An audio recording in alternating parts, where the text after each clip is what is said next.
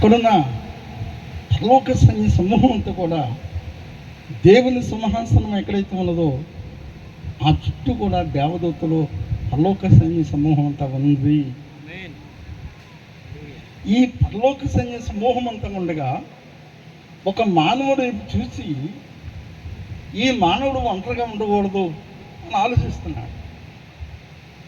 ఈ రోజున సాటైన సహాయము అని మనం వివరించుకుంటున్నాం. సాటి అయిన సహాయం, భార్యని ప్రేమించడం మంచిది, దానికి వ్యతిరేకం కాను. భర్తను ప్రేమించడం మంచిది, దానికి వ్యతిరేకం సేవకులం కాము. బైబిల్ అలా చెప్తుంది. తప్పనిసరిగా భార్యని ప్రేమించ భద్రమై ఉన్నాం. ఇక్కడ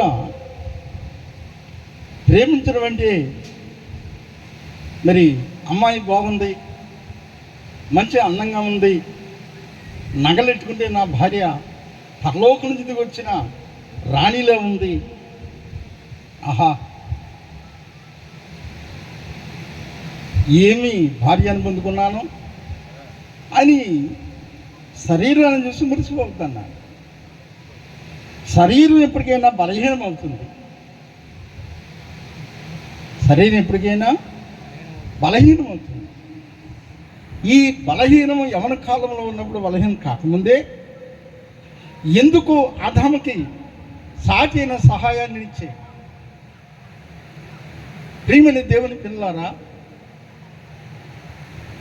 ఆ సాటి అయిన సహాయం ఎందుకని పరలోక సైన్య సమూహం అంతా ఉన్నది. అందులో ఒక దేవతను తీసుకొచ్చుకొని భార్య ఇచ్చేచ్చు కదా. ఇదిగో కిరీబ్, ఇదిగో నీకు సాటైన సహాయం అనొచ్చు కదా. దేవుడు తెలుసు ఎక్కడ తన భార్య ఉన్నదో. అందుకే ఆదాములను ఆపరేషన్ చేసి బయటికి తీసి ఆ కొద్ది భాగాన్ని తీసి మన్నును చేసి స్త్రీగా నిర్మించి దేవుడు స్వయంగా చేపట్టుకుని తీసుకుని వచ్చాడు. ఈమె ఎవరు అని అడిగాడు దేవుడు. మళ్ళీ ఎవడి అడిగండి, ఈమె ఎవరు? నా ఎముకలో ఎముక, నా మాంసములో మాంసము, ఇది నరుల్లోంచి తీయబడింది కాబట్టి నారి అనగా నాది. ప్రైజ్ లార్డ్, దేవుని స్తోత్రం.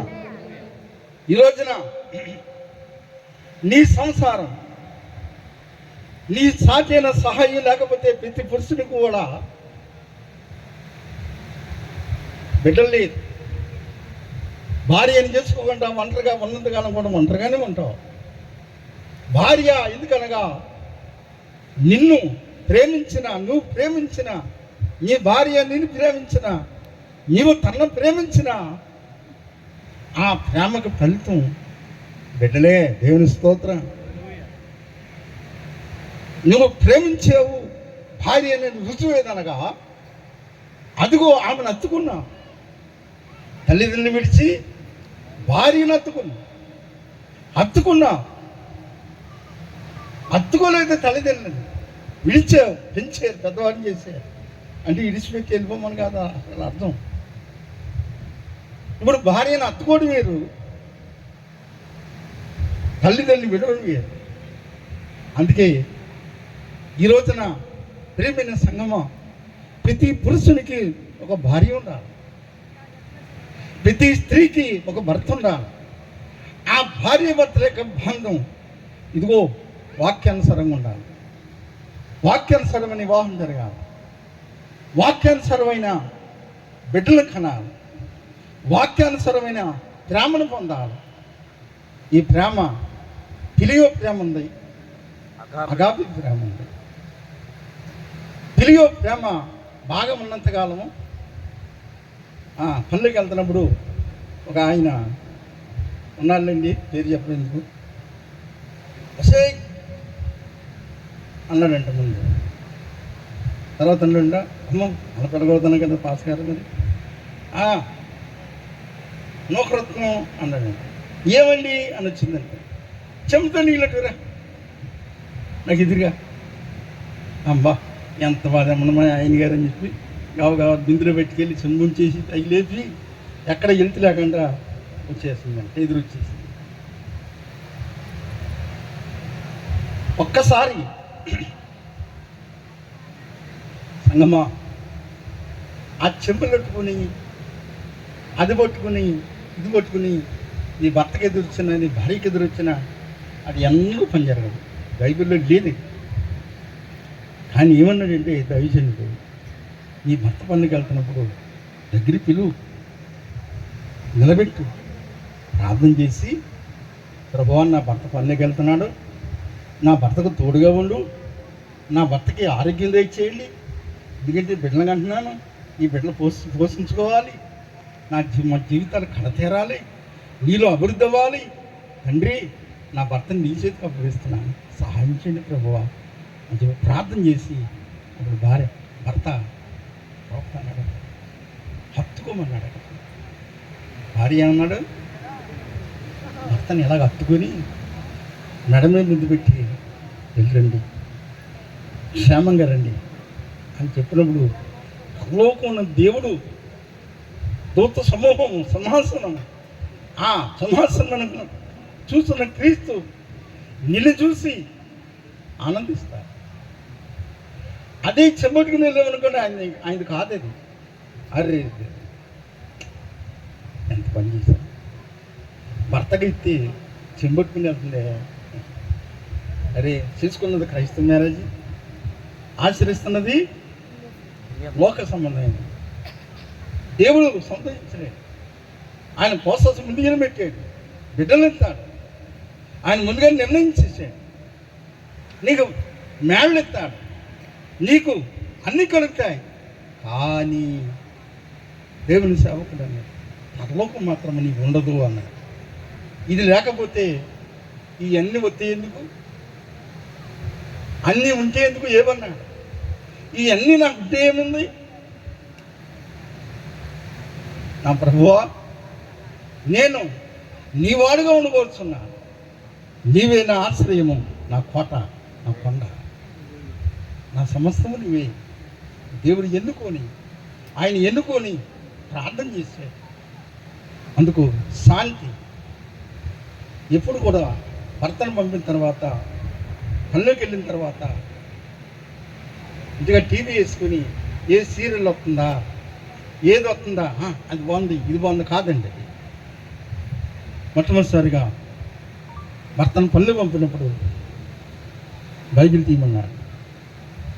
భార్య చేసిన పని బైబిల్ తీసి 2 అధ్యాయాలు చదివి, ప్రభువా ఇదిగో నా భర్త, ఇంటిగా నా తండ్రి, ఇంటిగా నా బావ, నా అక్క, నా కుటుంబంతో ఉన్నారు, ఇదిగో నాకు ఇచ్చిన కుటుంబం ఉన్నది ఇక్కడ, ఈ కుటుంబాన్ని కాపాడండి, ఈ బిడ్డలను కాపాడండి, నా అత్మామని కాపాడండి. అత్మామలు మరి కోళ్ళు వచ్చినప్పుడు కోళ్ళ చేతితో ఇది తినాలని ఆశ ఉంటుంది అలా, ఇది వండి పెడితే ఆమె చేతితో ఉంటే ఎలా ఉంటుందో చూద్దామని ఆశ ఉంటుందండి. మా మనరాలు ఇంటికి వస్తుంటుంది, వండి పెడితే ఏదైనా పెడితే బాగుంటుంది, నీ నా కోళ్ళ కట్ట కాదండి, నా మనవరాలు ఏదో వండి పెడితే తిందామని ఒక ఆశ నాకు. అలాగే కోళ్ళ కూడా ఏదైనా తయారు చేసి తన చేతి పెడితే తిందామని అత్మానంగా ఉంటుంది. భర్తను పంపుకున్న తర్వాత వారికి ఏదైనా తయారు చేసి పట్టుకెళ్ళి మామగారు తినండి, అత్తయ్య గారు తినండి పెట్టామనుకోండి, సంతోషించారని సంతోషించరా, పెట్టాల. ఆ తర్వాత నీ మాటలు మంచి మాధుర్యంగా ఉండాలి, నీ పిలుపు మంచి మాధుర్యంగా ఉండాలి, ఇతరులని కూడా గౌరవంగా వెళ్ళాలి. ఈ కుటుంబంలో బావగారు గారిని బావగారు గాను, మధ్యగారి గారిని మధ్యగారి గాను గౌరవించి ఆ గౌరవార్థంగా కుటుంబంగా భార్య తప్పనిసరిగా ఆ కర్తను తప్పనిసరిగా పాటించవలసింది. పురుషుడు పొలం వెళ్ళి పనిచేసి వచ్చినప్పుడు అలిసి ఆసారిపోయినట్టు భర్త భార్య విశ్రాంతి అన్నాడు దేవుని సేవకుడు. అలిసి ఆసారిపోయిన భర్తకి భార్య విశ్రాంతి.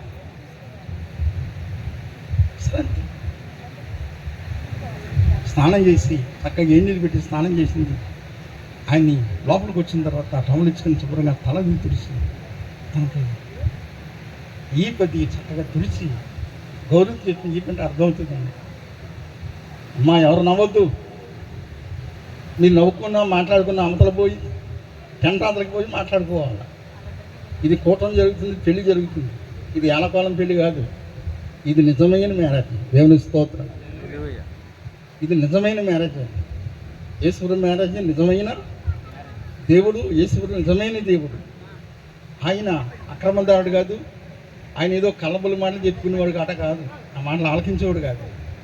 అందుకు పెళ్లి కొడుకుని గౌరవించి, పెళ్లి కుమార్తెని గౌరవించి, కుటుంబాన్ని గౌరవించి, వచ్చిన బంధువులందరూ కూడా చక్కగా కూర్చుని పెళ్ళి అయ్యే వరకు కాముగా కూర్చుని ఆలకించాలి. పెళ్ళి అయిన తర్వాత మీ ఇష్టం, మీరు ఏ మాటలు మాట్లాడుకుంటే మాట్లాడుకోవచ్చు, దానికి అభ్యంతరం లేదు. అందుకు అలసి ఆసరించిన భర్తకి భార్య విశ్రాంతి అని రాయబడింది. ఆ విశ్రాంతి ఎవరూ కాదు, భర్తని ఎలాగ లోబరుచుకోవాలో, ఎలా ప్రేమించుకోవాలో, ఆ శరీరం మళ్ళా నీ రీళ్ళస్తాలు కూడా తన భుజం మీద పెట్టి, ఏమండి అలసిపోయారా అంటే, నో అలసిపోలేదు, భారం అంతా పోయింది, ప్రియా నేను అలసిపోలేదు అని చెప్పి వారిద్దరూ ఏక శరీరంగా ఉంటారు. ఎలా ఉండాలని చెప్పండమ్మా? ఏక శరీరంగా ఉండాలా? లేకపోతే భర్త వచ్చిన తర్వాత ఏ ఆలోచన పెట్టుకుని అక్కడ అలా జరిగింది, ఇక్కడ ఎలా జరిగింది, ఇక్కడ ఎలా జరిగింది, అక్కడ అలా జరిగింది, అవన్నీ అదే నాకు చాలా బాధగా ఉంది, అన్నీ మనసులో పెట్టుకొని భర్త వచ్చిన తర్వాత గమ్ముండి లేచి అతనికి మరి సహాయకారిగా ఉన్న నీవు సహాయపడాలి. సహాయపడకపోతే కొన్ని ఇబ్బందులు మన మీదకి వస్తాయి. అందుకే స్త్రీ జ్ఞానవంతురాలు బైబిల్ చెప్తుంది. స్త్రీ ఇటువంటిది జ్ఞానవంతురా. అలాగే పురుషుడు కూడా భార్య ఏ ఆఖరి ఉందో, ఏ బాధలో ఉందో, పెద్దంతమైన పనిచేసింది, నీతో పాటు కష్టపడదు గృహంలో, అరే కొద్దిగా అలసి ఉంటుందేంటి చూద్దాం అంగడి వరకు దీనికి దగ్గరికి వెళ్ళి పక్కన చేర్చుకొని భార్య అని ఏం జరిగింది, బలహీనంగా నిలబడుతున్నావు, మొత్తం అంతా పీకిపోయింది, ఏం జరిగిందని చెప్పి భార్య ఉద్దేశాన్ని కూడా తెలుసుకోవాలి. అబ్రహాం గారు కనబడుతుందండి. యా నా మాటలు అర్థమవుతున్నాయా? అంతే. అంతేగాని నాకేందిరే ఎలా పోతుందా పిల్ల ఒక ముందే బాగుంది, ఇప్పుడే ఏటో ఇదంతా చాలా పిల్ల ముందే బాగున్నారు. అప్పుడైతే చక్కగా పని చేసేవాడు, వచ్చేసేవాడు, స్నానం చేసేవాడు, తినేసేవాడు, పైకి వెళ్ళి పడుకుంటేవాడు. ఇప్పుడు అలా కుదరదు. సాటైన సహాయానికి వస్తుంది, ఆమెను గౌరవించాలి, ఆమెను ప్రేమించాలి. ఏ ప్రేమతో? అగాపి ప్రేమ. అదే దైవ సంబంధమైన ప్రేమ అన్నారు. ఆ దైవ సంబంధమైన ప్రేమతోని భార్యను ప్రేమించుకున్నప్పుడు గృహ నిర్వాహకుడు ఎన్నడూ కూడా దేవుని సేవకుడు ఎలుతు కానివ్వడు. మాటల్లో కానీ, చేతల్లో కానీ, పనుల్లో కానీ, పలకరించడంలో కానీ ఎన్నడూ కూడా ఎలుతు కానివ్వడు. తన భార్య తనతో పాటు ఏకీపించి ఆ గృహ నిర్వాహకుల నుండి ఇరువురు కూడా ఏక శరీరమై మీ జీవితంలో ఒక గృహంగా కట్టబడుతున్నారు. నీదో గృహం, ఆమెదో గృహం కాదండి, వీరిద్దరు కూడా ఒక గృహంగా కట్టబడుతున్నారు. కట్టబడుతున్న మీ జీవితాలు అభివృద్ధిలోకి వెళ్ళి దీవించబడి, ఇంకో దైవ సేవకురాలు సేవకులు కూడా చెప్పారు ఇక్కడ, ఆశీర్వాదకరంగా దీవెనకరంగా మీరిరువురు ఉండాలని వారి యొక్క మాటలతో దైవజనుడిగా నా దేవుడిచ్చిన ఈ మాటలతో మీరు అభివృద్ధి పొంది ఆశీర్వదించబడాలని కోరుకుంటూ ఈ మాటలు ముగిస్తున్నాను. ప్రభు దీవించను గాక. చిన్న ప్రార్థన చేసుకుందాం. తలను ఉంచండి. మీ భార్యను కూడా మీరు గౌరవించండి, మీ భర్తను కూడా మీరు ప్రేమించండి. భార్యను ప్రేమించుకున్నవాడు తను ప్రేమించుకున్నాడు. తన శరీరంలో దేశించుకుని ఎవడు లేడు, కానీ దాన్ని పోషించి సంరక్షించుకుంటూ రాయబడి ఉంది. ఆ సంరక్షించుకునే జీవితాన్ని కలిగి మనందరూ కూడా ఉందాము. ప్రార్థన చేసుకుందాం. మహాపరిశుద్ధులైన మా తండ్రి, మంచి సమయాన్ని తీసుకొని వచ్చారు. మన సహోదరి శాంతికి, అబ్రహాం గారికి నీ మాటలు నీ సేవకులు అందించారు. వారితో పాటు భార్యని ప్రేమించుకొనిచున్న వాడు తను ప్రేమించుకొనిచున్నాను అని కొన్ని మాటల బిడ్డలు కూడా అందించాను. సాటైన సహాయమును ఎవరి ద్వారా వచ్చింది, ఎవరితో మాట్లాడుచున్నాడు? అవును ప్రభా, పరలోక సైన్య సమూహంతో అక్కడ ఉండే వారు ఎవరి చేతికి నువ్వు పని అప్పగించలేదు, కానీ నువ్వు మాత్రమే దిగొచ్చి ఆ ఏదైనా తోటలో నేల మట్టిని తీసి నరుని చేసి ఆదాము ఆత్మలో కొంత భాగాన్ని తీసి అతను ఆదాముగా చేసి ఈ రోజున సహటైన సహాయమును అందులోంచి తీసి ఎంతో దీవించారు. ఆ ఏదైనా తోటలో చేయబడి వివాహము ఈ రోజు వరకు జరుగుతున్నది. అది కానాను విందులో జరిగింది. ఈ రోజున చివరి కాలంలో అంచుమ సమయంలో జరుగుతున్న ఈ వివాహమును బలమైన నీ హస్తాలతో పట్టుకుని బిడ్డల్ని, ఈ తల్లిదండ్రుల కుటుంబాన్ని కూడా దీవించి ఆశీర్వదించమని సహాయం చేయమని, ఈ దంపతులు నీ పోలుకలు చెక్కబడినకి ఈ కృపద ఇచ్చిందని ప్రభువైన యేసుక్రీస్తు నామము నీ ప్రార్థన అడుగుచున్నాము తండ్రి. ఆమేన్. ఓకే.